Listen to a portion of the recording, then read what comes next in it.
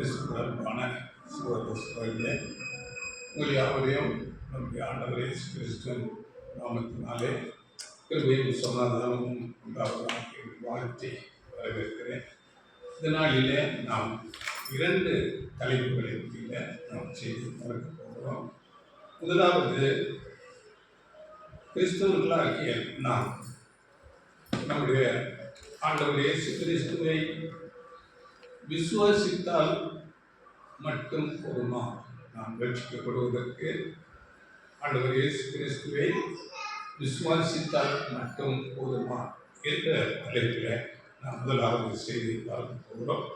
அதன் பிறகு இன்னொரு தலைப்பு, இந்த சுவிசேஷ இயக்கத்தில் ஆண்டவர் இயேசு கிறிஸ்துவை விசுவாசிக்காத, ஆண்டவர் இயேசு கிறிஸ்துவை அறியாத அநேக கோடியான ஜனங்கள் இந்த உலகத்தில் இருக்கிறார்கள்.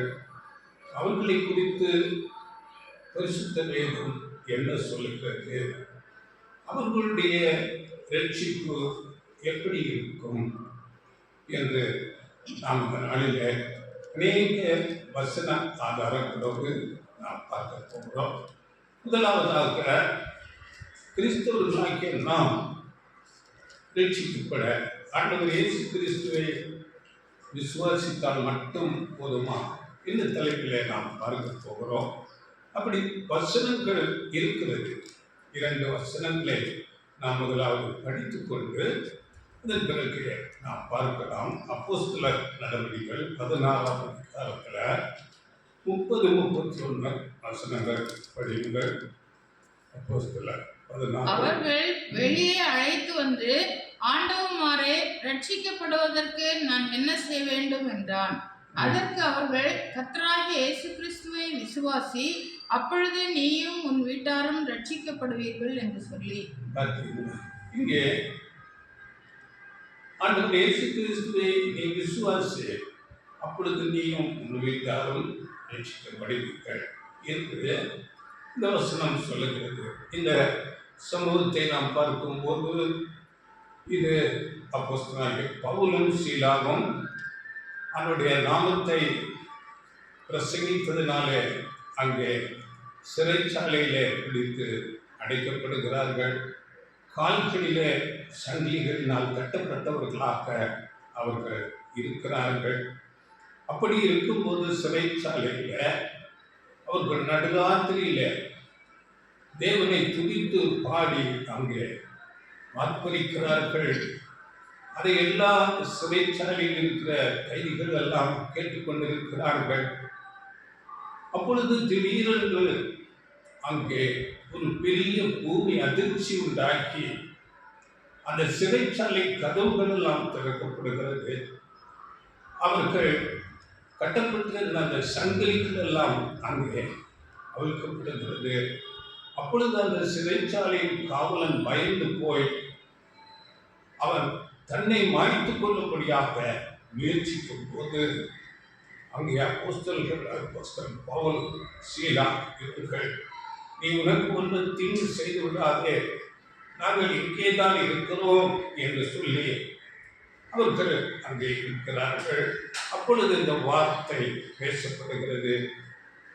அந்த சிறை காவலன் தான் கேட்கிறார், ஆண்டவன்மாரே, ரட்சிக்கப்படுவதற்கு நான் என்ன செய்ய வேண்டும் என்று கேட்கும்போது, கர்த்தராகிய இயேசு கிறிஸ்துவை விசுவாசி, அப்பொழுது நீ உன் வீட்டாரும் ரட்சிக்கப்படுவீர்கள் என்று சொல்லுகிறார். மேலும் தொடர்ந்து நீங்கள் படிக்கும்போது அநேக அங்கே வார்த்தைகளை அவரோடு பேசுகிறார்கள். இது ஒரு வசனம். அடுத்ததாக பாருங்கள், 1 கொரிந்தியர் 15ஆம் அதிகாரம் 2ஆம் வசனம். 1 கொரிந்தியர் 15:2.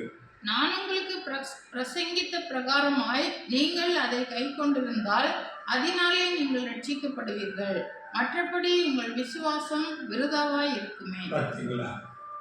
இங்கே அப்போஸ்தலர்கள் பிரசங்கித்த பிரகாரமாக அதை கை கொண்டு வாழ்ந்தால் நீங்கள் ரட்சிக்கப்படுவீர்கள், இல்லாவிட்டால் உங்கள் விசுவாசம் விருதாவானது வீணானது என்று இந்த வசனம் சொல்லுகிறது. இப்படி என்றால் நாம் எதை எடுத்துக் கொள்ளலாம்? இன்னும் கூட எபிரேயர் 5ஆம் அதிகாரம் 9ஆம் வசனத்தில் அங்கே தாம் பூரணரான பின்பு தமக்கு கீழ்ப்படுகிற யாவரும் நித்திய ரட்சிப்பை அடைவதற்கு காரணராகி என்று வசனம் வருகிறது. இங்கே ஆண்டவர் இயேசு கிறிஸ்துவை பற்றி பேசப்படுகிறது. அவருக்கு கீழ்ப்படுகிற யாவரும் அங்கே நித்திய ரட்சிப்பை அடைவார்கள் என்று பேசப்படுகிறது இந்த வருஷம். அப்படி என்றால் ஆண்டவர் இயேசு கிறிஸ்துவை விசுவாசிக்க வேண்டும். அப்போஸ்தலர்களுடைய போதனைகளுக்கு கீழ்ப்படிய வேண்டும். ஆண்டவர் இயேசு கிறிஸ்துவுக்கு நாம் கீழ்ப்படிய வேண்டும். அடுத்ததாக இன்னும் கூட பாருங்கள், பிலிப்பியர் 2ஆம் அதிகாரம் 12ஆம் வசனத்தில் கூட அதிக பயத்தோடும் நடுக்கத்தோடும் உங்கள் ரட்சிப்பு நிறைவேற பிரயாசப்படுங்கள் என்று சொல்லப்பட்டது. இங்கே நம்முடைய ரட்சிப்பு நிறைவேறுவதற்கு நாம் பயத்தோடும் நடுக்கத்தோடும் பிரயாசப்பட வேண்டும் என்று சொல்லுகிறது. இப்படி வசனங்கள் இரண்டு விதமாக பேசுகிறது. நீயும் உன் வீட்டால் ரட்சிக்கப்பட கர்த்தர் இயேசு கிறிஸ்துவை விசுவாசி, அப்பொழுது ரட்சிக்கப்படுவீர்கள் என்றும் சொல்லப்படுகிறது. அப்போஸ்தலர்கள் போதனைகளை கேட்டு கீழ்ப்படிய வேண்டும்.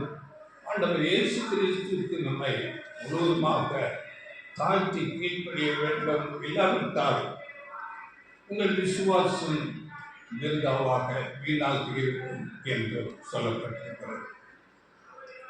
இந்த விசுவாசம் இதை நாம் எப்படி எடுத்துக்கொள்ளலாம் என்றால், பாருங்கள், நம் விசுவாசம் பற்றி நாம் முதலாவது தெரிந்து கொள்ள வேண்டும். விசுவாசம் என்றால் என்ன என்று நாம் பார்க்கும்போது, அந்த விசுவாசம் என்ற வார்த்தைக்கு கிரீக்கில் ஒரு வார்த்தை கொடுக்கப்படுகிறது. அந்த வார்த்தை பிஸ்டியோ என்கிற ஒரு வார்த்தை. பிஸ்டியோ என்கிற ஒரு வார்த்தை. இதற்கு இரண்டு அர்த்தங்கள் இருக்கிறது. முதலாவது ஒரு அர்த்தம் என்னவென்றால், ஒரு விஷயத்தை, ஒரு காரியத்தை சொன்னால் அதை நம்பி ஏற்றுக்கொள்வது, இது ஒரு விசுவாசம். இதற்கு உதாரணம் நாம் சொல்ல வந்தால், நாம் வானத்தில் சந்திரனை பார்க்கிறோம். இந்த சந்திரனில் அந்த ஒளி பிரகாசம் அதனுடைய சொந்த ஒரு ஒளி அல்ல. அது சூரியனிலிருந்து பெற்றுக்கொண்டு அது அப்படியாக ரிஃப்ளெக்ட் ஆகி நமக்கு ஒளியாக அது தருகிறது என்று சொல்லும்போது அதை நாம் நம்புகிறோம். அதற்கு எந்த விதமான ஒரு ஆராய்ச்சியும் நாம் செய்வதில்லை. இது ஒரு விசுவாசம். இன்னொரு அர்த்தம் என்ன என்று நாம் பார்க்கும்போது, இரண்டாவதாக,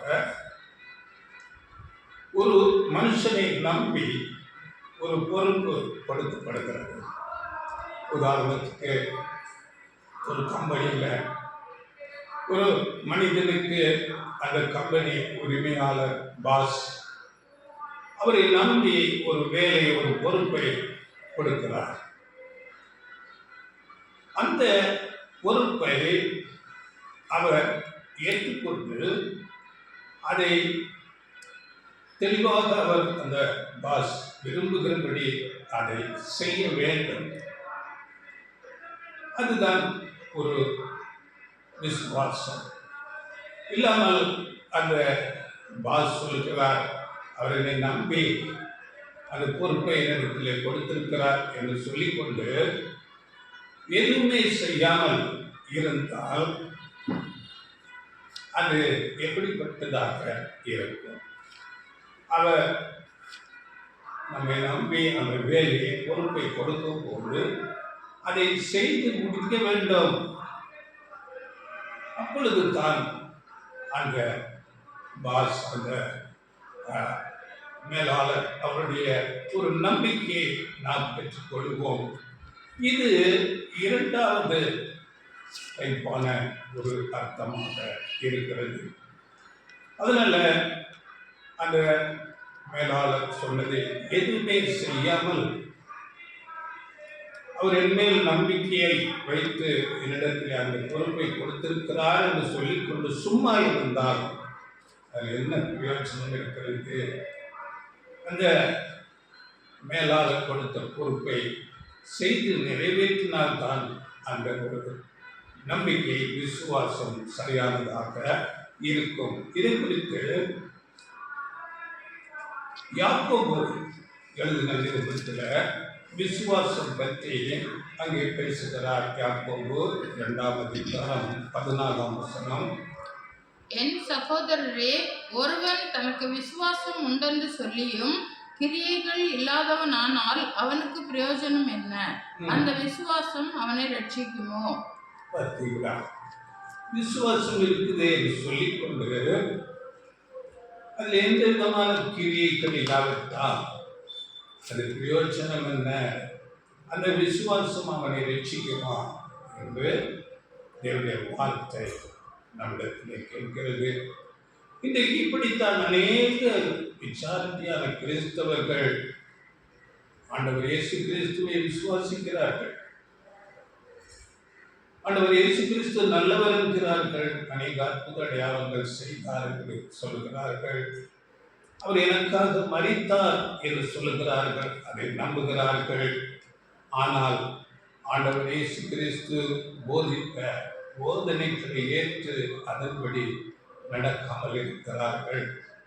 அப்போஸ்தலர்கள் போதனைகளை ஏற்று அதன்படி செய்யாமல் இருக்கிறார்கள். நாம் ஆண்டவர் இயேசு கிறிஸ்துவை அவருடைய அடிச்சுவடிகளிலே நாம் ஃபாலோ பண்ணுகிறவர்களாக இருக்க வேண்டும். ஆண்டவர் இயேசு கிறிஸ்து கூட இதை குறித்து பேசும்போது யோவான் 15ஆம் அதிகாரம் 10ஆம் வசனத்தில் அங்கே சொல்லும் போது, என் கற்பனைகளை கை கொண்டிருந்தால் என்னுடைய அன்பிலே நிலைத்திருப்பீர்கள். நான் என் பிதாவின் கற்பனைகளை கைக்கொண்டு அவருடைய அன்பிலே நிலைத்திருக்கிறது போல நீங்களும் என் கற்பனைகளை கை கொண்டிருந்தால் என்னுடைய அன்பிலே நிலைத்திருப்பீர்கள். பார்த்தீங்களா? ஆண்டவர் இயேசு கிறிஸ்து பிதா போதித்த எல்லா கற்பனை பிரமாணங்களுக்கு அப்படியே கீழ்ப்படைந்தார். அப்படியே நாமும் ஆண்டவர் இயேசு கிறிஸ்துவின் போதனைகளை, கற்பனைகளை அப்படியே கைக்கொண்டு நடக்க வேண்டும். அப்பொழுதுதான் என்னுடைய அன்பிலே நிலைத்திருப்பீர்கள்.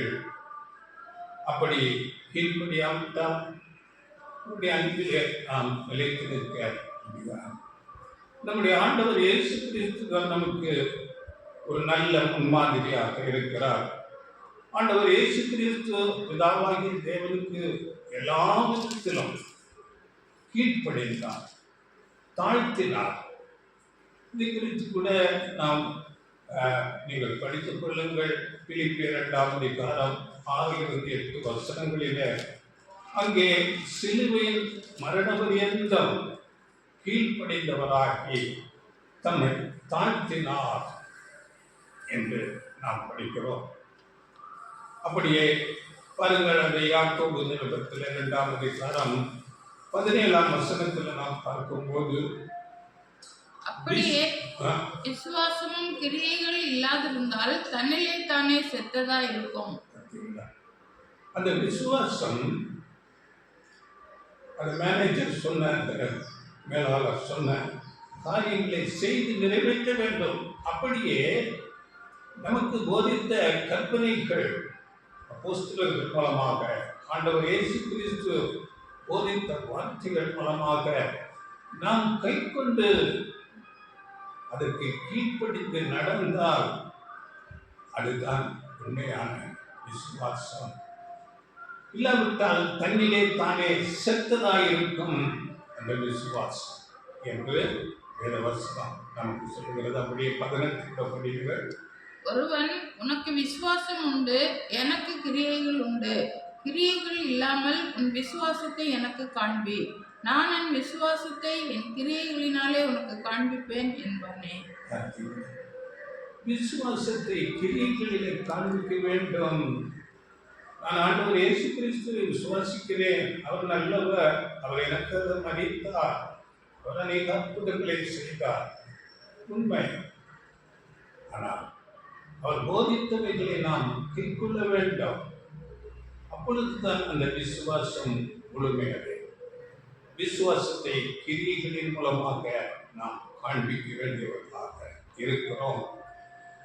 இப்படியாக இந்த ரட்சிப்பு என்பது பாருங்கள், முதலாவது ஆண்டவர் இயேசு கிறிஸ்துவை விசுவாசித்து ஏற்றுக்கொண்டு அப்படி செய்வது ரட்சிப்புக்குரிய ஒரு முதல் படி, ஒரு ஃபர்ஸ்ட் ஸ்டெப். அதன் பிறகு அவருடைய வார்த்தைகளுக்கு முழுமையாக கீழ்ப்படிதலை காண்பிக்க வேண்டும். கிரியைகளிலே நம்முடைய விசுவாசத்தை காண்பிக்க வேண்டும். நம்முடைய வாழ்க்கை அவருடைய போதனைகளின்படியே நம்மை அமைத்துக் கொள்ள வேண்டும். அதனால் வருகிற பாடுகள் எதுவாக இருந்தால் அவைகளை நாம் சகிக்கிறவர்களாக இருக்க வேண்டும். பாருங்கள், பிசாசுகள் கூட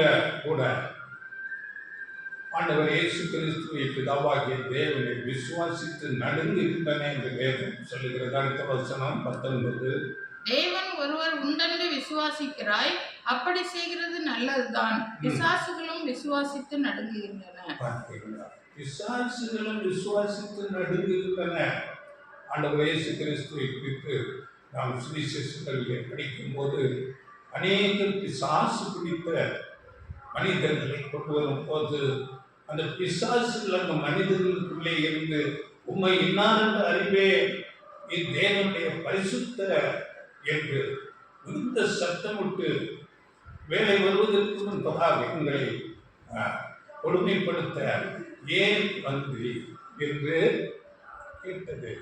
அதனால பிசாசுகள் கூட ஆண்டவர் இயேசு கிறிஸ்துவை விசுவாசிக்கின்றன, பிதாவாகிய தேவனை விசுவாசிக்கின்றது. ஆனால் வார்த்தைகளுக்கு கீழ்ப்படுவதில்லை. அதனால 20ஆம் வசனத்துல அங்கே நாம் படிக்கும் போது படிங்கள், வீணான மனுஷனே, கிரியைகள் இல்லாத விசுவாசம் செத்ததென்று நீ அறிய வேண்டுமோ. நாம் இந்த வசனங்களுக்கு வார்த்தைகளுக்கு கீழ்ப்படியாவிட்டால் நம்முடைய விசுவாசம் செத்தது என்று வேதம் சொல்கிறது. இந்த விசுவாசத்தினால் பிரயோஜனம் இல்லை. இன்றைக்கு நான் ஆண்டவர் இயேசு கிறிஸ்துவை விசுவாசிக்கிறேன், நான் கிறிஸ்தவன் என்று சொல்லிக்கொண்டு நாம் எல்லாரும் போல உலகத்தார் போல வாழ்ந்தால் அதில் எந்த விதமான பிரயோஜனமும் இல்லை. நாம் வசனங்களிலே படித்தது போல நாம் ரட்சிக்கப்பட அதிக பயத்தோடும் நடுக்கத்தோடும் நாம் பிரயாசப்படுகிறவர்களாக இருக்க வேண்டும். அதனால ஆண்டவர் இயேசுவை விசுவாசித்தால் மட்டும் போதும் நாம் பரலோகம் போயிடலாம் என்பது அது ஒரு முழுமையான வேதத்தின் சத்தியம் இல்லை. இதை குறித்து நாம் அதிக கவனமாக இருக்க வேண்டும். நாம் இந்த கடைசி நாட்களிலே இருக்கிறோம். சாத்தான் வஞ்சனையாக அடிப்படை சத்தியங்களில் அநேக தவறான நம்பிக்கைகளை கொண்டு வந்து ஒவ்வொரு போதகர்களும் ஆளுக்கு ஒரு விதமாக போதனைகளை செய்து கொண்டு இன்றைக்கு கிறிஸ்தவ மண்டலமே ஒரு குழப்பமான ஒரு போதனைக்காக நிறைந்து காணப்படுகிறது. அதனால் இன்றைக்கு நாம் பொதுவாக எல்லா கிறிஸ்தவர்களும் நினைப்பது, இப்போ இந்த உலகத்தில் இயேசுவை விசுவாசித்தால் மட்டும் போதும், நாம் ரட்சிக்கப்பட்டு நாம் பரலோகத்துக்கு போய்விடுவோம். மற்ற விசுவாசிக்காத உலகத்தார், மற்ற வேறு வித நம்பிக்கையில் இருக்கிற எல்லாரும் நரகத்துக்கு போவார்கள் என்றுதான் இன்றைக்கு அநேகருடைய ஒரு நம்பிக்கையாக இருக்கிறது. ஆனால் வேதம் சொல்கிறது பாருங்கள், வேதத்திலே 2 ரட்சிப்பு குறித்து பேசப்படுகிறது. வேதம் 2 ரட்சிப்பை பற்றி பேசுகிறது. முதலாவது பரலோகத்துக்குரிய ஒரு ரட்சிப்பு, இரண்டாவது பூமிக்குரிய ஒரு ரட்சிப்பு. இதைத்தான் வேதம் பேசுகிறது. இந்த சத்தியத்தை, இந்த உண்மையான வேதத்தில் இருக்கிற சத்தியத்தை நாம் பேசும்போது இவைகளை அநேகரால் ஏற்றுக்கொள்ள முடியாமல் இருக்கலாம். ஆனால் உண்மை இதுதான். பாருங்கள், இந்த 2 ரட்சிப்பு குறித்து பழைய ஏற்பாட்டிலே கூட ஆபிரகாமுக்கு தேவன் பேசுகிறார். ஆபிரகாமை அங்கே அவர் அழைக்கிறார். அழைத்து, நீ நான் காண்பிக்கும் தேசத்துக்கு போ, நான் உன்னை ஆசீர்வதித்து உனக்குள்ளாக பூமியில் உள்ள வம்சங்கள் எல்லாம் ஆசீர்வதிக்கப்படும் என்று ஆதியாகமம் 12ஆம் அதிகாரத்தில் அந்த அழைப்பு கொடுக்கப்படுகிறது. அவர் அப்படியே கீழ்ப்படிந்து தேவன் காண்பித்த அந்த தேசத்துக்கு போகிறார். அங்கே கீழ்ப்படிந்து போகும்போது பாருங்கள், ஆபிரகாமின் விசுவாசம் அங்கே சோதிக்கப்படும்படியாக தம்முடைய ஒரே பேரான குமாரனான ஈசாக்கை நீ எனக்காக பலியிடு என்று அங்கே சொல்லப்படுகிறது. அந்த வார்த்தைக்கு கூட அவர் அப்படியே கீழ்ப்படுகிறார். இதை பார்த்து அங்கே தேவன் பேசும்போது அவருக்கு ஒரு வாக்குத்தத்தம் கொடுக்கப்படுகிறது. ஆதியாகமம் 22ஆம் அதிகாரம் 18ஆம் வசனம், 22:18. நீ என் சொல்லுக்கு கீழ்ப்படிந்தபடியினால் உன் சந்ததிக்குள் பூமியில் உள்ள சகல ஜாதிகளும் ஆசீர்வதிக்கப்படும் என்றும் என் பேரில் ஆணையிட்டேன் என்று கர்த்தர் சொல்கிறார் என்றார். பார்த்தீங்களா? பூமியில் உள்ள சகல ஜாதிகளும் ஆசீர்வதிக்கப்படும். நீ என்னுடைய வார்த்தைக்கு கீழ்ப்படிந்தபடிய ஒரே பேரான குமாரனை, தேசகுமாரனை நீ எனக்காக பலி செலுத்த நீ அங்கே செலுத்தினபடியால் என்று அங்கே வாக்கு பண்ணப்பட்டது. அங்கே சகல ஆசீர்வாதம், பூமியில் உள்ள சகல ஜனங்களும் சகல ஜாதிகளும் ஆசீர்வதிக்கப்படும் என்று வாக்கு பண்ணப்பட்டது. தேவன் வார்த்தை உண்மை உள்ளவராயிருக்கிறார். அவர் வாக்கு பண்ணினால் அது அப்படியே செய்து நிறைவேற்றுகிறவராயிருக்கிறார் என்று சொல்லிக்கொண்டு பாருங்கள், 2 ஆசீர்வாதங்களை பற்றி பேசுகிறார். அதில் படியுங்கள் 17ஆம் வசனம். நான் உன்னை ஆசீர்வதிக்கவே ஆசீர்வதித்து உன் சந்ததியை வானத்து நட்சத்திரங்களைப் போலவும் கடற்கரை மணலைப் போலவும் பெருகவே பெருக பண்ணுவேன் என்றும் உன் சந்ததியார் தங்கள் சத்துருக்களின் வாசல்களை சுதந்திரித்துக் கொள்வார்கள் என்றும். பார்த்தீங்களா?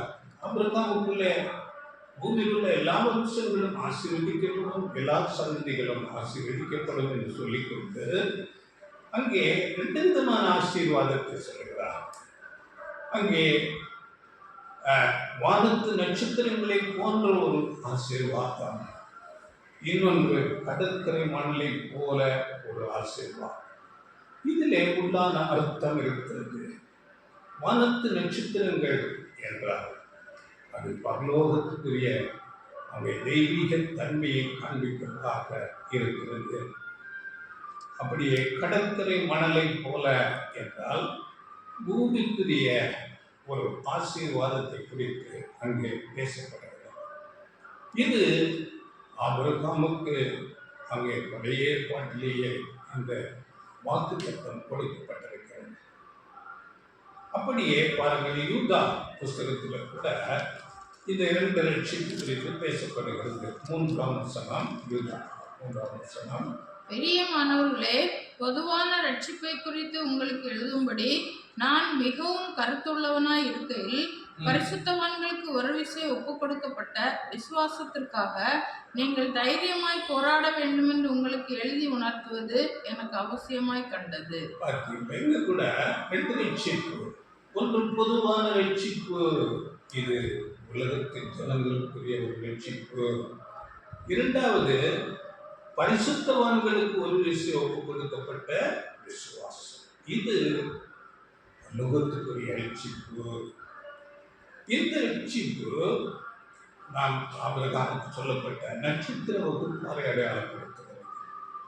இது குறித்து எபிரேயர் 2ஆம் அதிகாரம் 4ஆம் வசனத்தில் கூட இவ்வளவு பெரிதான ரட்சிப்பை குறித்து நாம் கவலையற்றிருப்போமானால் என்று அங்கே பேசப்படுகிறது.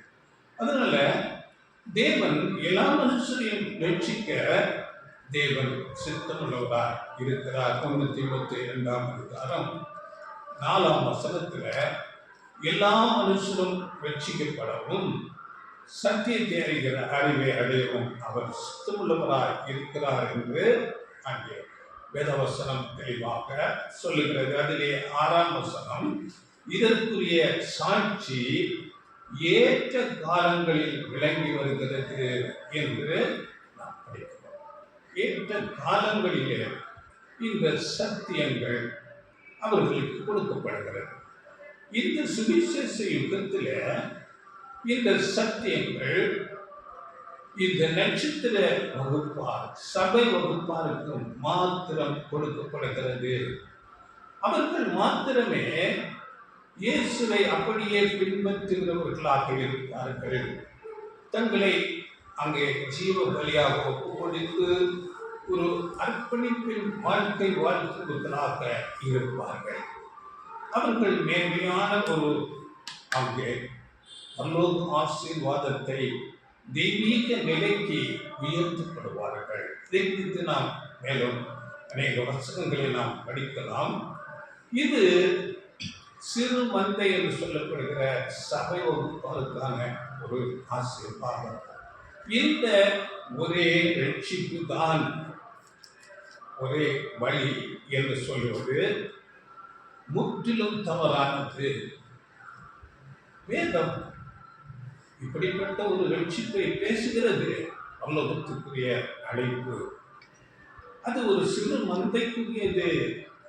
இந்த சுவிசேஷ யுகத்தில் சபை என்று சொல்லப்படுகிற ஒரு சிறு மந்தைக்கான அழைப்பு, எல்லா மனுஷருக்கும் உரிய அழைப்பு அது வேறாக இருக்கிறது. ஏனென்றால் தேவன் அவருடைய சிந்தையை குறித்து நாம் எசேக்கியேல் புஸ்தகத்தில் படிக்கும் போது எசேக்கியேல் 18ஆம் அதிகாரத்தில் 23ஆம் வசனம் நீங்கள் பாருங்கள், படிங்கள். துன்மார்க்கன் சாகிறது எனக்கு எவ்வளவேனும் பிரியமோ, அவன் தன் வழிகளை விட்டு திரும்பி பிழைப்பதல்லவோ எனக்கு பிரியம் என்று கர்த்தராகிய ஆண்டவர் சொல்கிறார். பார்த்தீங்களா, தேவனுடைய சிந்தை துன்மார்க்கமாக இருந்து அப்படியே மறித்து போக வேண்டும் என்பது அல்ல.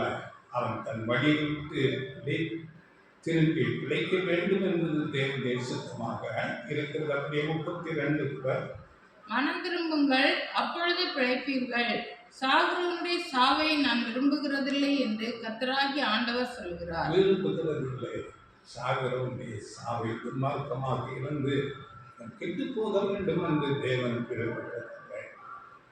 அதனால இப்போ உள்ள அந்த ரட்சிப்பு அந்த சிறு மந்தைக்கானது. அடுத்து இயேசுவை அறியாத, இயேசுவை அறிந்து விசுவாசிக்காத மற்ற எல்லா ஜனங்களுக்கும் ஒரு ரட்சிப்பு இருக்கிறது. அது தேவனுடைய ராஜ்யத்தில் நடக்கும். அந்த தேவனுடைய ராஜ்யத்தில் சாத்தானை அங்கே கட்டி போட்டு 1000 வருடம் இந்த பூமியில சபை ஆண்டவர் இயேசு கிறிஸ்துவோடு சேர்ந்து ஒப்புதாக்கரமாக இந்த உலகத்தை நீதியாய் ஆளுகை செய்வார்கள். அந்த ஆளுகை செய்யும் போது உலகத்தின் ஜனங்கள் எல்லாரும் உயிர்ப்பிக்கப்பட்டு வந்து அங்கே தேவன் நீதியை கற்றுக்கொள்வார். ஏனென்றால் அந்த 1000 வருடம் மனுஷனை மோசம் போக்குகிற சாத்தான் கட்டப்பட்டிருப்பான். வெளிப்படுத்தல் 18ஆம் அதிகாரத்தில் அங்கே 2ஆம் வசனத்தில் நாம் படிக்கிறோம். அங்கே ஒரு தூதன் ஒரு பெரிய சங்கிலியை கொண்டு சாத்தானை 1000 வருடம் அங்கே கட்டி வைக்கிறார். 20 வெளிப்படுத்தல் 20 படிக்கிறோம். 22 1-2. ஒரு தூதன் பாதாளத்தின் திறவுகோலையும் பெரிய சங்கிலியையும் தன் கையிலே பிடித்து கொண்டு வானத்திலிருந்து இறங்கி வர கண்டேன்.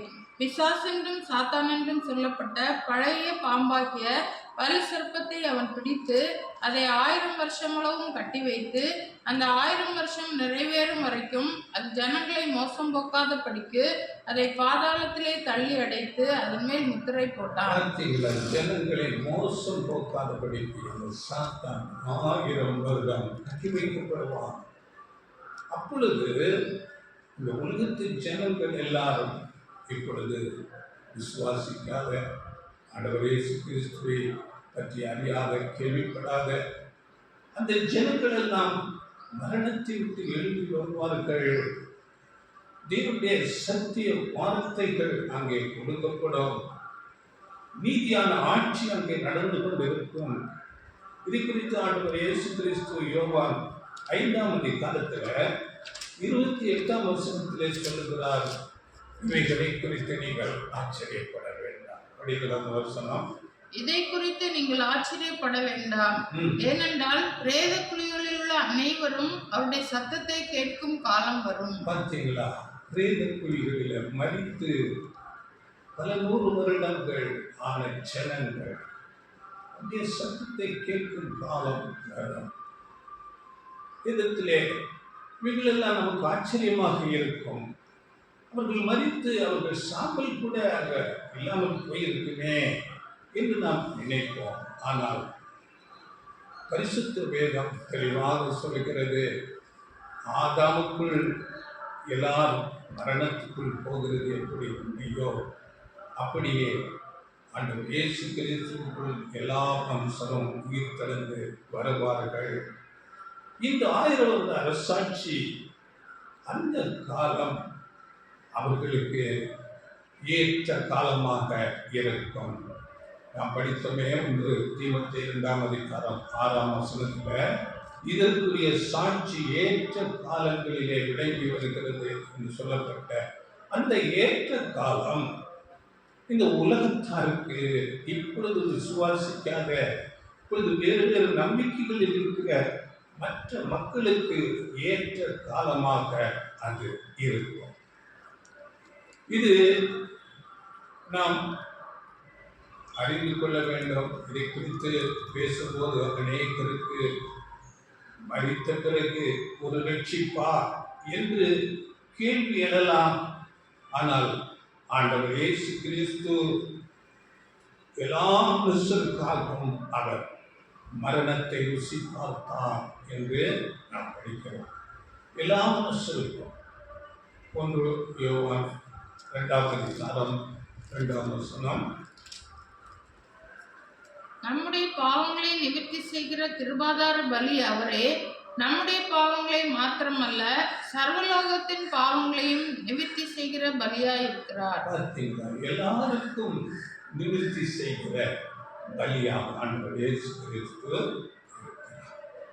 இப்போ இருக்கிற ஒரு சிறு கூட்டமாக கிறிஸ்தவர்களுக்கு மாத்திரமல்ல, உலகத்தில் உள்ள எல்லா மக்களுக்கும் ஆண்டவர் இயேசு கிறிஸ்து தம்முடைய பலியை அவர் ஈடு கிரயமாக கொடுத்திருக்கிறார்.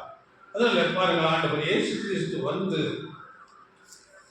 இந்த அவருடைய மரணத்தின் மூலமாக பரலோகத்துக்குரிய ரட்சிப்புக்குரிய அழைப்பை அவர் அழைக்கிறார்.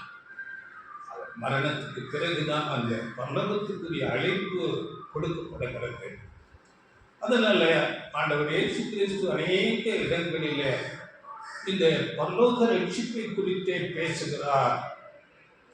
அதே சமயத்தில் 1000 வருட அரசாட்சி தேவனுடைய ராஜ்யம் பற்றியும் பேசுகிறார். இது இந்த ரட்சிப்பு 2 பகுதிகள். ஒன்று, இப்பொழுது பரலோகத்துக்குரிய ஒரு ரட்சிப்பு, தேவனுடைய ராஜ்யத்தில் இந்த பூமிக்குரிய ரட்சிப்பு. அந்த பரலோகத்துக்குரிய ஆளுகை அது சபையும் ஆண்டவர் இயேசு கிறிஸ்துவுமாக சேர்ந்து பரலோகத்திலே அவர் வானத்திலிருந்து உலகில் அந்த 1000 வருட அரசாட்சியில் ஆளுகை செய்வார்கள். உலகத்துக்குரிய ஆளுகை இந்த உலகத்தின் ஜனங்கள் எல்லாம் உயிர்த்தெழுந்து வரும்போது அவர்களை ஆளுகை செய்வதற்கு ஆண்டவர் இயேசு கிறிஸ்துவுக்கு முன்னால் இருந்த அநேக பரிசுத்தவான்கள், தீர்க்கதரிசிகள் எல்லாரும் உயிர்த்தெழுந்து வருவார்கள். அவர்கள் வந்து நீதியாக இந்த உலகத்தை ஆளுகை செய்வார்கள். இதை குறித்து ஏசாயா 1:26 இருக்கிறது. அப்படியே சங்கீதத்தில் படிங்க. சங்கீதம் 45:16 கூட இதே வசனம், இந்த காரியங்கள் சொல்லப்பட்டிருக்கிறது. படிங்கள். உமது பிதாக்களுக்கு பதிலாக அது குமாரர் இருப்பார்கள், அவர்களை பூமியெங்கும் பிரபுக்களாக வைப்பீர். பிரபுக்களாக, ராஜாக்களாக, பூமியில லிட்டரலாக எல்லா மனிதனும் காணும் விதமாக ஆபிரகாம், ஈசாக்கு, யாக்கோபு, யோசேப்பு, தாவீது, தானியேல், எல்லா தீர்க்கதரிசிகள், எல்லாம் பரிசுத்தவான்கள் அங்கே ஆதியாகமத்தில் ஆபேலிலிருந்து இங்கே ஆண்டவர் இயேசு கிறிஸ்துவுக்கு முன்னால் இருந்த யோவான் ஸ்நானகர் வரையிலும் உள்ள எல்லா பரிசுத்தவான்கள் இந்த பூமியில ரொம்ப நீதியாக ஆளுகை செய்வார்கள். இந்த பூமியில நீதி அங்கே நிலைநிறுத்தப்படும். கிறிஸ்துவோடு சபை சேர்ந்து இந்த பூமியில் இருக்கிற இப்பொழுது இருக்கிற அநீதியான பாவம் நிறைந்த சாத்தானுடைய எல்லா ஆளுகையும் முடிவுக்கு கொண்டு வந்து தேவனுடைய அரசாட்சி ஏற்படுத்தப்படும்.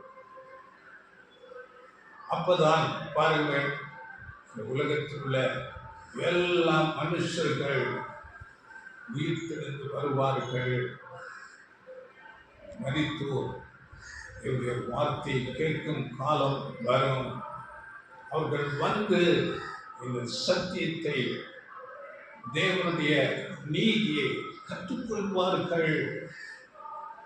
நாம் அப்போஸ்தலர் 24:15 படிக்கும் போது அங்கே நீதிமான்களும் அநீதிமான்களும் உயிர்த்தெழுந்து வருவார்கள் என்று சொல்லப்பட்டிருக்கிறது. அப்படியே பாருங்கள், ஏசாயா 26:9 நாம் படிக்கும் போது 26:9 உங்களுடைய நியாய தீர்ப்புகள் பூமியிலே நடக்கும் போது பூச்சித்திரத்து குடிகள் நீதியை கற்றுக்கொள்வார்கள். 1000 வருடம் நியாய தீர்ப்பு நடக்கும். அப்பொழுது பூமியில் உள்ள எல்லா ஜனங்கள் நீதியை, தேவனுடைய சத்தியத்தை கற்றுக்கொண்டு தேவன் நீதியை அங்கே கற்றுக்கொள்வார்கள்.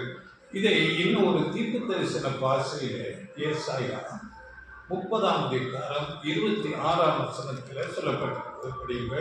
ஏசாயா 30:26 கர்த்தர் தமது ஜனத்தின் முறிவை கட்டி அதன் அடிக்காயத்தை குணமாக்கும் நாளிலே சந்திரனுடைய வெளிச்சம் சூரியனுடைய வெளிச்சத்தை போலவும் சூரியனுடைய வெளிச்சம் ஏழத்தனையாய் 7 பகலின் வெளிச்சத்தை போலவும் இருக்கும். பார்த்தீங்களா? அங்கே ஜனங்களின் முறிவை கட்டி அங்கே அடிக்காயம், பாவம், அநீதி, அக்கிரமங்கள் எல்லாம் அங்கே குணமாக்கும் போது அங்கே சந்திரனின் வெளிச்சம் சூரியனின் வெளிச்சம் போல.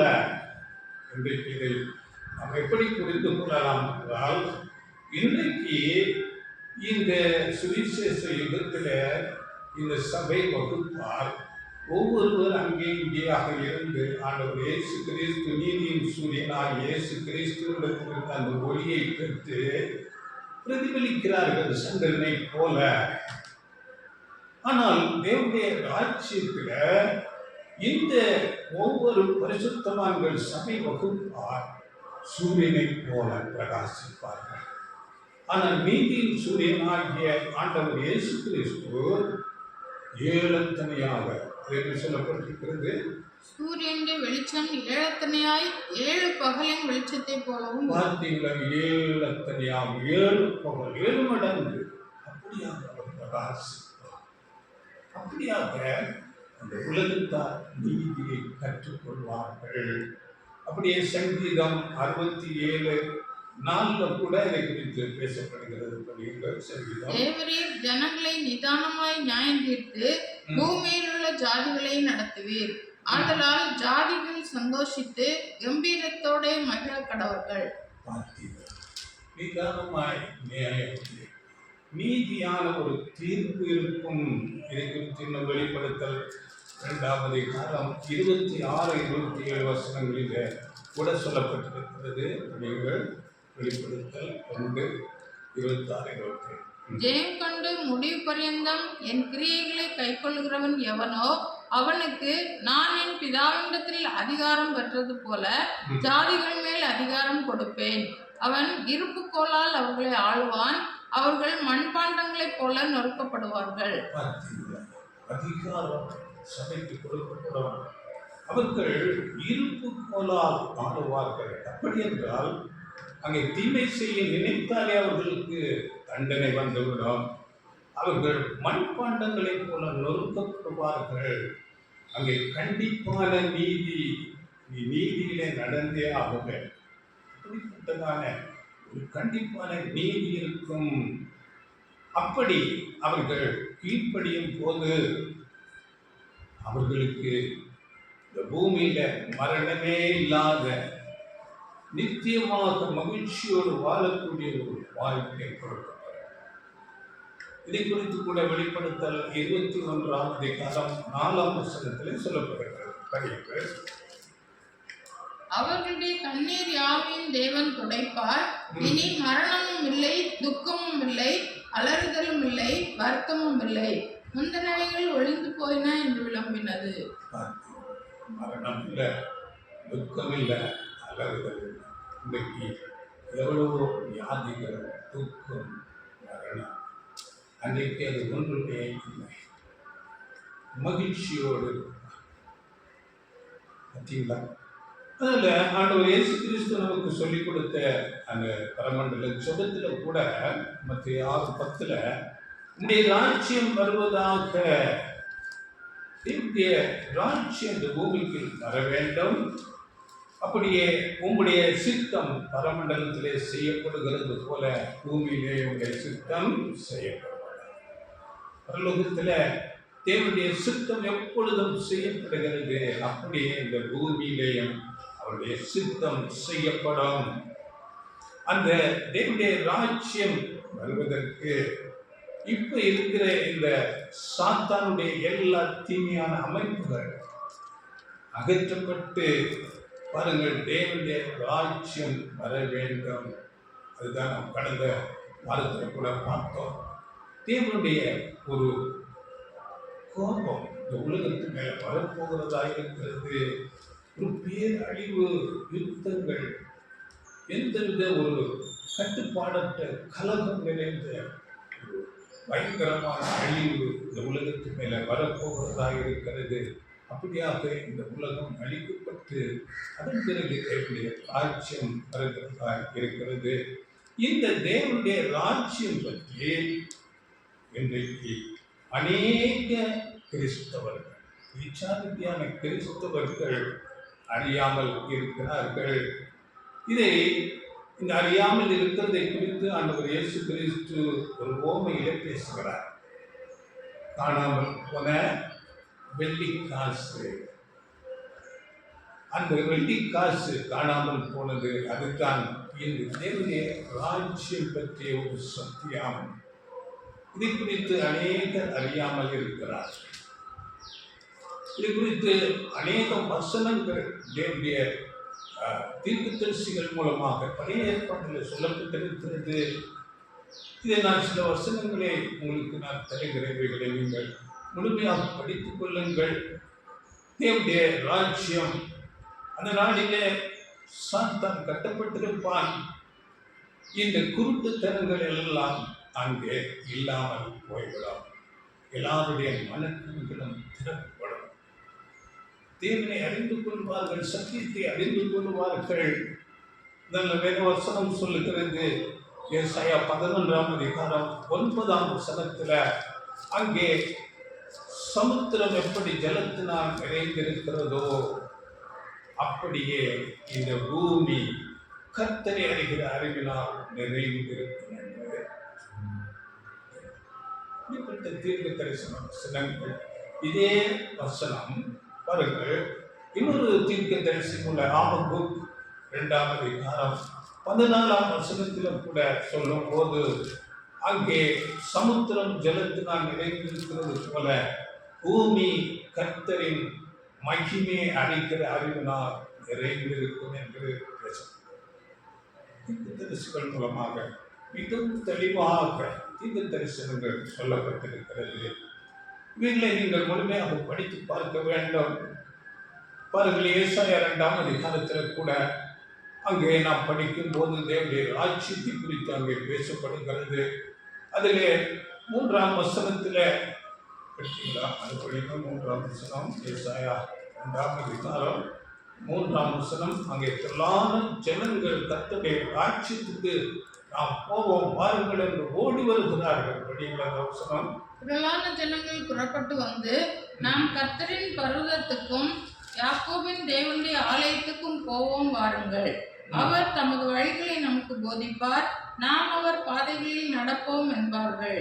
ஏனெனில் சீயோனிலிருந்து வேதமும் எருசலேமிலிருந்து கர்த்தரின் வசனமும் வெளிப்படும். பார்த்தீங்களா, ஜனங்கள் போவோம், கர்த்தருடைய ராஜ்யத்துக்கு போவோம், அவர் தமது வழிகளை நமக்கு போதிப்பார் என்று ஓடி வருவார்.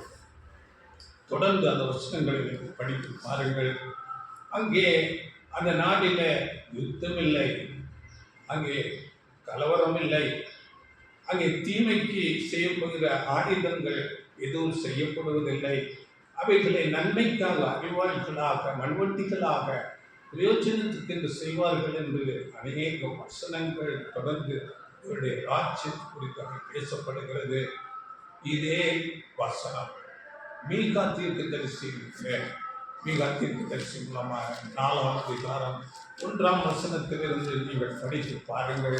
இதே காரியம் அங்கேயும் பேசப்படுகிறது. தேவன் தம்முடைய தீர்க்கதரிசிகள் மூலமாக முன்னதாக இவைகளை சொல்லி வைத்திருக்கிறார். இவைகளை இன்றைக்கு அறியக்கூடாத ஒரு குருட்டுத்தனத்தில் சாத்தான் அனைவரை வைத்துக் கொண்டு இருக்கிறான். அப்படியே ஏசாயா 35ஆம் அதிகாரம் முழுவதிலும் நீங்கள் படித்து பாருங்கள். தேவனுடைய ராஜ்யம் பற்றி அங்கே பேசப்படுகிறது. அந்த தேவனுடைய ராஜ்யம் எப்படிப்பட்ட ஒரு ஆசீர்வாதம் நிறைந்ததாக இருக்கும் என்று அங்கே பேசப்படுகிறது. அதில் 5, 6, 7 வசனங்களை மாற்ற படிங்க. அப்பொழுது குருடரின் கண்கள் திறக்கப்பட்டு செவிடரின் செவிகள் திறவுண்டு போம். அப்பொழுது முடவன் மானை போல் குதிப்பான், பூமியின் நாவும் கம்பீரிக்கும். வனாந்தரத்திலே தண்ணீர்களும் கடுவெளியிலே ஆறுகளும் பாய்ந்தோடும். வெட்டாந்தரை தண்ணீர் தடாகமும் வறண்ட நிலம் நீரூற்றுகளும் ஆக்கும். பல சர்ப்பங்கள் தாபரித்து கிடந்த இடங்களிலே புல்லும் கொறுக்கும் நாணலும் உண்டாக்கும். எப்படிப்பட்ட ஒரு செழிப்பு அங்கே! குருடு முடம் இப்படிப்பட்ட எந்த குறைகள் இல்லாத ஒரு செழிப்பு, ஒரு சந்தோஷம், மகிழ்ச்சி அங்கே இருக்கும். அந்த அதிகாரத்தை நீங்கள் படித்து பாருங்கள். அப்படியே சங்கீதம் 72, 7 - 9 நீங்கள் படித்து பாருங்கள். அந்த நாட்களிலே நீதிமான் செழிப்பான், பூமி முழுமையாக அவருடைய அரசாட்சி இருக்கும், சத்துருக்கள் அங்கே மண்ணை நக்குவார்கள் என்று சொல்லப்பட்டிருக்கிறது. அதனால எந்த அங்கே தீமை அங்கே நடக்க முடியாது. அப்படியே சகரியா 14ஆம் அதிகாரத்தில் நீங்கள் படித்துக் கொள்ளுங்கள்.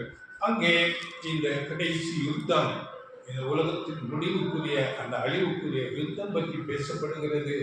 பேசிக்கொண்டு தொடர்ச்சியாக தேவனுடைய ராஜ்யத்தை பற்றி அங்கே பேசப்படுகிறது.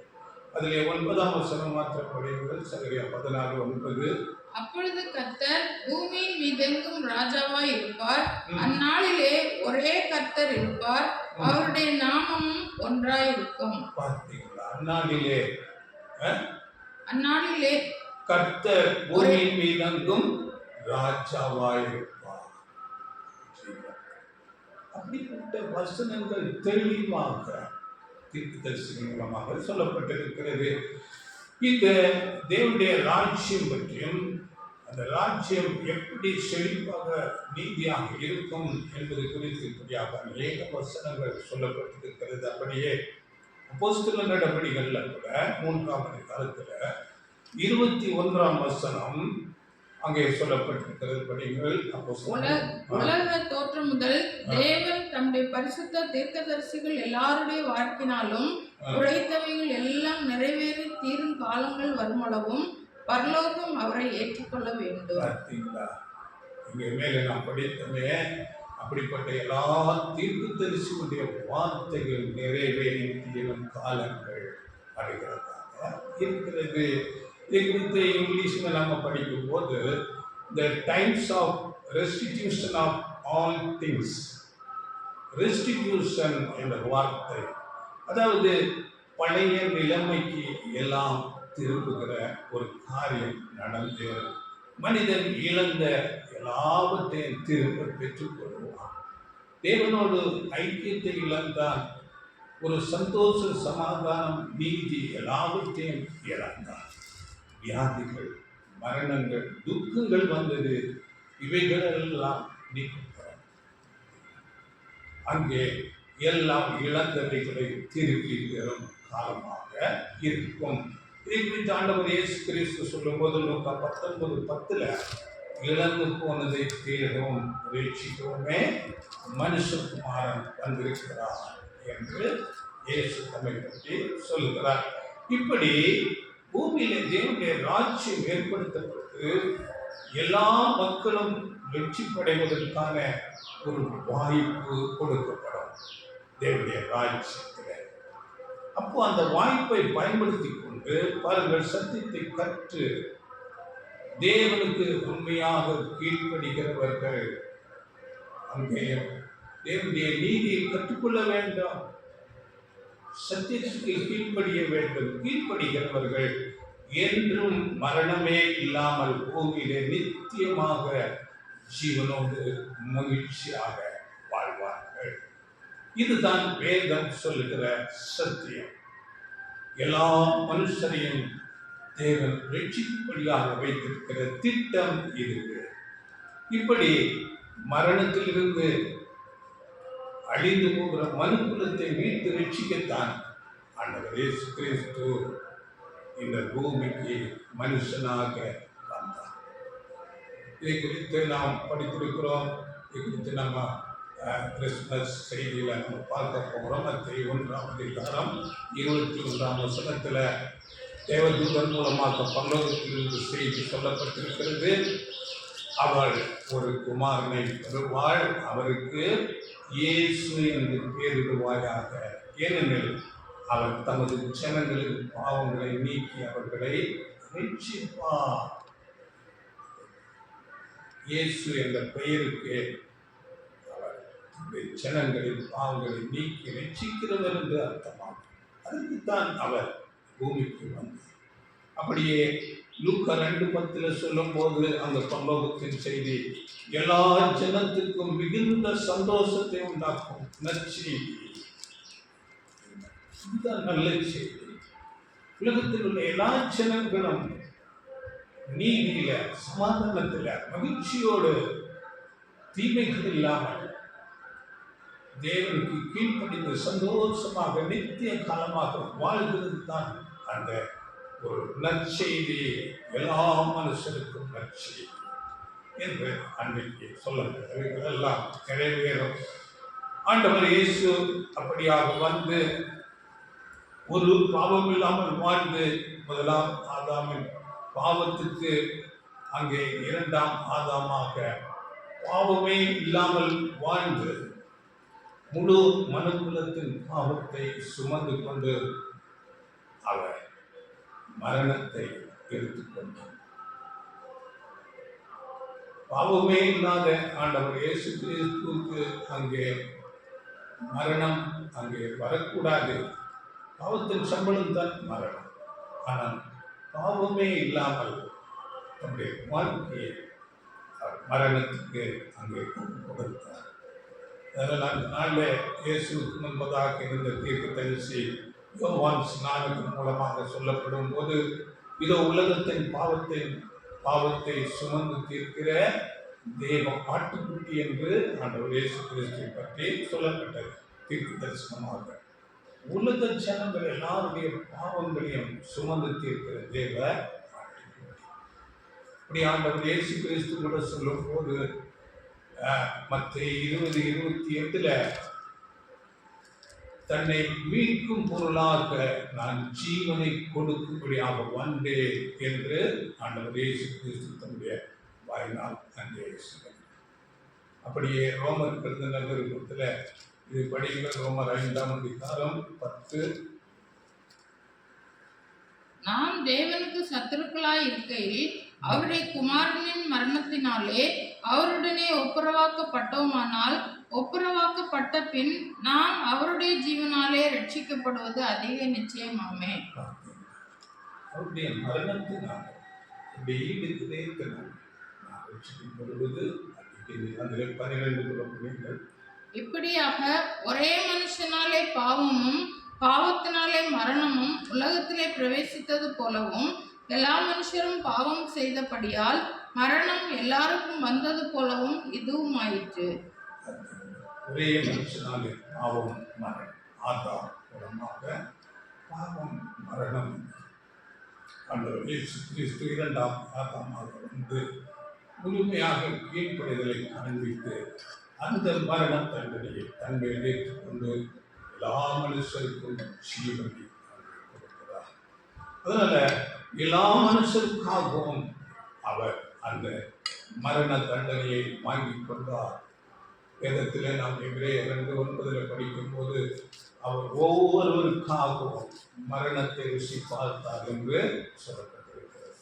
இப்போ ஆண்டவர் இயேசு கிறிஸ்து அவருடைய ஜீவனை ஈடு கிரயமாக கொடுத்ததினாலே எல்லா மனிதனையும் மரணத்திலிருந்து அவர் மீட்டுக் கொண்டிருக்கிறார்.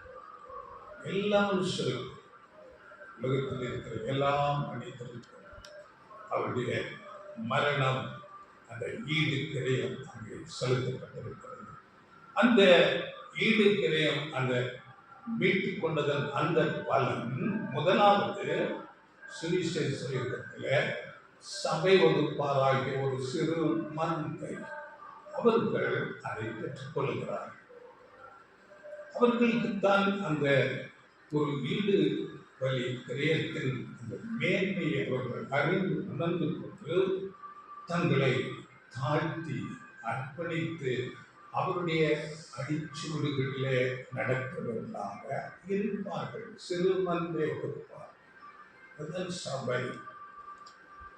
அவர்களுக்கு மேன்மையான ஒரு வெற்றிப்பு நாம் பார்த்தது போல அங்கே நட்சத்திர வகுப்பார் ஒரு தெய்வீக நிலைக்கு உயர்த்தப்படுவார்கள். அவர்களை பற்றி வெளிப்படுத்தல் 20:4 சொல்லப்பட்டது. நீங்கள் படித்துக் கொள்ளுங்கள். அங்கே கிறிஸ்துவோடு கூட அவர்கள் 1000 வருடம் அரசாட்சி செய்வார்கள். அடுத்து அதன் பிறகுதான் இந்த கிறிஸ்துவின் ஈடு பலி இந்த உலக மக்களுக்கு எல்லாருக்கும் கொடுக்கப்படுகிறது. இன்றைக்கு விசுவாசிக்காத வேறு வேறு நம்பிக்கைகள் இருக்கிற எல்லா மனுஷருக்கும் அந்த ஆண்டவர் இயேசு கிறிஸ்துவின் ஈடு பலி புண்ணியம் கொடுக்கப்படுகிறது.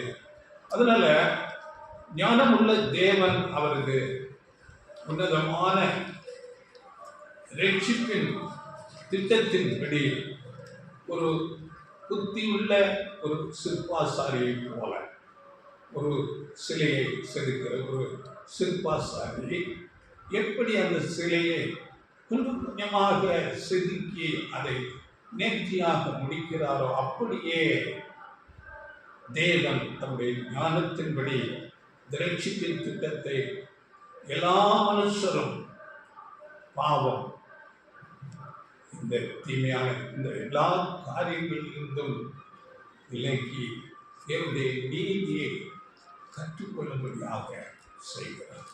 அது ஒவ்வொன்றையும் அதன் காலத்திலே செய்து கொண்டே இருக்கிறார், நேர்த்தியாக. அதற்காக இந்த ஒரு தீமையான ஒரு காலத்தை தேவன் அனுமதித்தார். இந்த காலத்தில் அந்த ரட்சிப்பின் திட்டத்தை தேவன் நிறைவேற்றிக் கொண்டே இருக்கிறார். ஒவ்வொரு காலப்பகுதியிலும் பாருங்கள், இந்த திட்டம் பாருங்கள், ஆண்டவர் இயேசு கிறிஸ்து இந்த பூமிக்கு வருவதற்கு முன்பதாக முற்பிதாக்கள் அநேக தீர்க்கதரிசிகள் பரிசுத்தவான்கள் என்று ஒரு வகுப்பார் தேர்வு செய்யப்படுகிறார்கள். ஆபேல் முதல் கொண்டு யோவான் ஸ்நானகர் வரையிலும் அநேக பரிசுத்தவான்கள் அங்கே அவர்கள் விசுவாசம் பரீட்சிக்கப்பட்டு அவர்கள் தேர்வு செய்யப்படுகிறார்கள். அதன் பிறகு ஆண்டவர் இயேசு கிறிஸ்து நாம் படிக்கிறோம், கலாத்தியர் 4ஆம் அதிகாரத்திலே காலம் நிறைவேறின போது ஸ்திரீனிடத்தில் பிறந்தவராய் தேவன் ஏற்ற வேளையிலே தம்முடைய நேசகுமாரனை உலகத்துக்கு அனுப்பி அவர் மூலமாக அவர் அநேக சத்தியங்களை போதித்து அவரை ஈடு பலியாக கொடுத்து அந்த ஆண்டவர் இயேசு கிறிஸ்துவை உண்மையாய் பின்பற்றுகிற ஒரு சிறு வகுப்பார், இதுதான் சிறுமந்த சபை வகுப்பார் தேர்வு செய்யப்படுகிறார்கள். இவர்கள் கிறிஸ்துவோடு கூட ஆளுகை செய்வார்கள். இந்த தேர்வு முடிந்தவுடனே பாருங்கள், இந்த தீமையான பாவம் நிறைந்த சாத்தானின் உலகம் முற்றிலுமாக அழிவுக்கு போகிறதாக இருக்கும். அதன் பிறகு தேவனுடைய ராஜ்யம் ஏற்படுத்தப்படுகிறது. இங்கு சாத்தான் கட்டப்பட்டிருப்பான், நாம் பார்க்கிறோம். அப்படியே எல்லா ஜனங்களும் உயிர்த்துடன் வந்து நீதியை கற்றுக்கொள்வார்கள். இந்த 1000 வருடம் முடிவில் கூட இதை நாம் நன்றாக உணர்ந்து கொள்ள வேண்டும். சாத்தான் கட்டவிழ்க்கப்படுவான். 1000 வருடம் சாத்தான் கட்டப்பட்டிருப்பான்.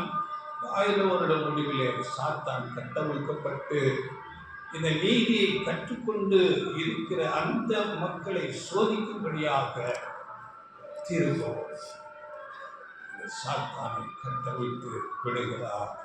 தேவன் எல்லாவற்றையும் சோதித்து அறிகிறவராய் இருக்கிறார்.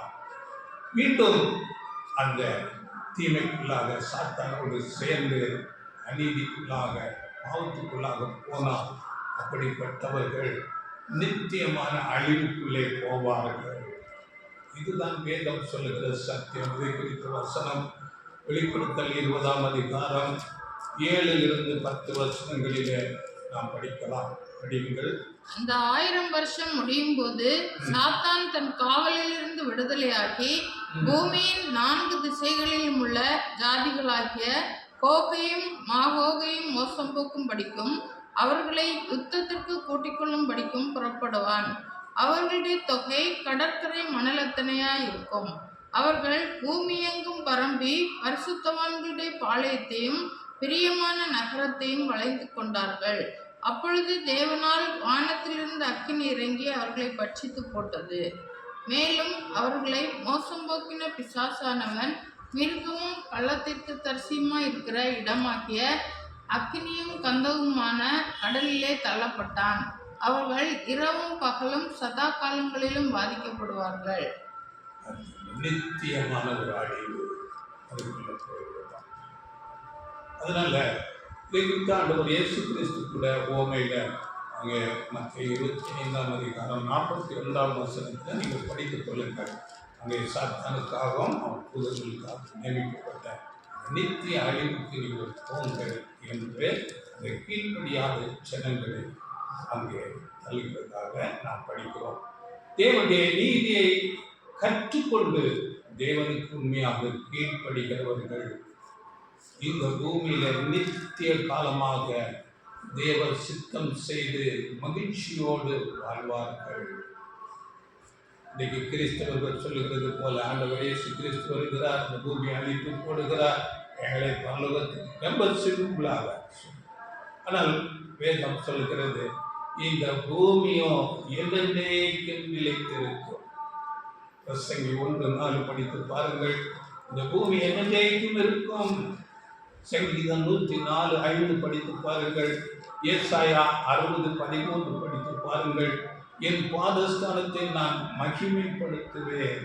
வானம் அவருடைய சிங்காசனம், பூமி அவருடைய அதுபடி அவருடைய பாதஸ்தானம் மகிமைப்படுத்தப்படும்.